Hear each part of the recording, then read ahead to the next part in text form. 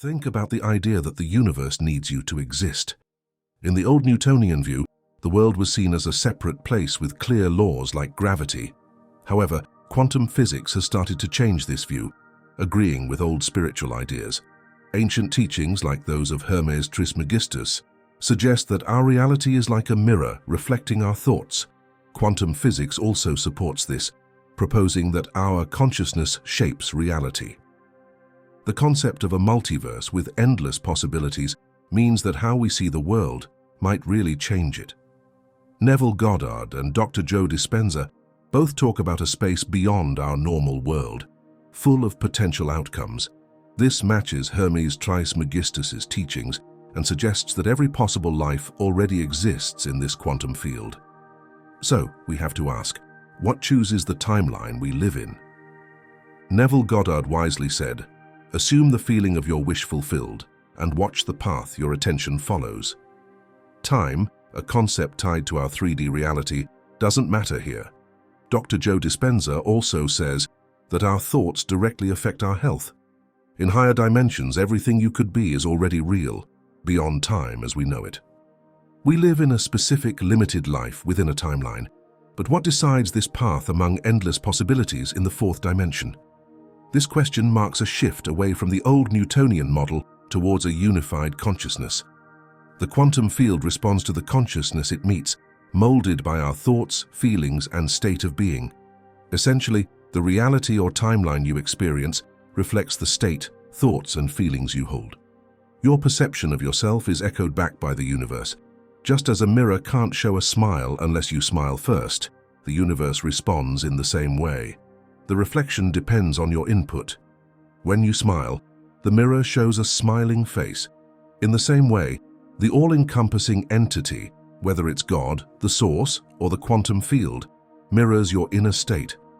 According to this view, the purpose of creation is to journey through endless, unique experiences, reaching the limits of infinity. The All, an omnipresent force, honors our freedom of choice, seeing it as essential to the diverse adventures of life. Neville Goddard, a supporter of this concept, states that everyone can shape their world as they wish if they understand that everything responds to them. This reliance on individual consciousness fuels the expansion of the All. Our power to choose is constant. By smiling into the infinite mirror, we initiate a response, albeit delayed in our linear, three-dimensional world. Events unfold sequentially to mirror our changes.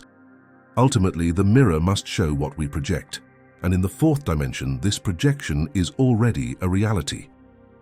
Persisting in our self-conception commands the mirror to align. The mirror, lacking its own will, ensures the authenticity of the All's experience. The All seeks to understand what it means to be us in the present moment, and this understanding would be compromised if it imposed its will. The infinite has accepted limitations to genuinely experience our existence. It relies on us and our current state as a focal point for its experiential choices. Essentially, we and the All are unified, but in this world, a veil of forgetfulness creates a truly authentic experience. Imagine willingly experiencing self-induced amnesia to play a virtual reality game for the most genuine experience. In the game, when you get hit, it feels real, as if it's actually happening. But if you knew it was just a game, your fear for your virtual life would lessen, knowing your true self is safe.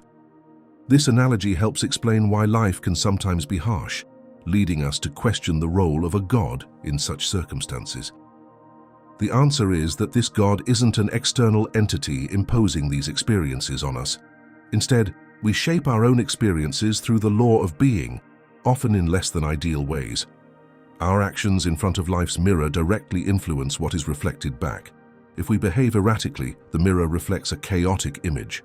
It cannot simultaneously portray us as successful and content. The mirror simply echoes the essence of our actions and state of being. The quest for freedom often faces the hurdle of feeling trapped by one's own circumstances. This challenge can lead to a deeper self-understanding and a new perspective on the world, as highlighted by Neville Goddard and similar thinkers. They argue that life's obstacles and challenges might not just come from an externally benevolent deity, but rather reflect our inner state and consciousness. The metaphor of a mirror effectively illustrates this concept. The image we see in a mirror directly corresponds to what we present in front of it. If one stands before the mirror feeling trapped and limited, the reflection will likely be one of stagnation and confinement. Conversely, adopting a mindset of freedom and endless possibilities can significantly change this reflection. As a result of this shift in perspective, the world begins to reveal opportunities and joys previously unseen. This process of transformation is similar to the story in Russell Conwell's Acres of Diamonds. In this narrative, a man overlooks the wealth on his own land as he chases fortunes elsewhere, only to realize later that what he was searching for was always within his reach. This story and the mirror metaphor together suggest that often the key to overcoming limitations and realizing freedom lies within our own perception and attitude towards our circumstances.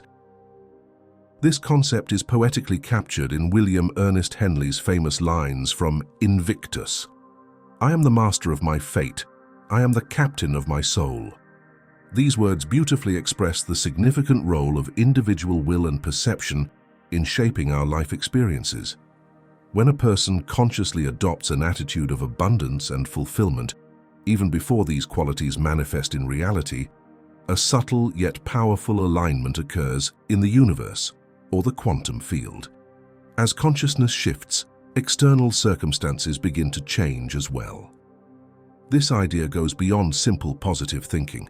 It delves into the deeper layers of being and the power of the subconscious mind. The subconscious acts like fertile soil, taking the seeds of thought planted within and growing them into reality. This principle is central to many spiritual and philosophical teachings. External reality is a direct reflection of our internal thoughts, beliefs, and emotions.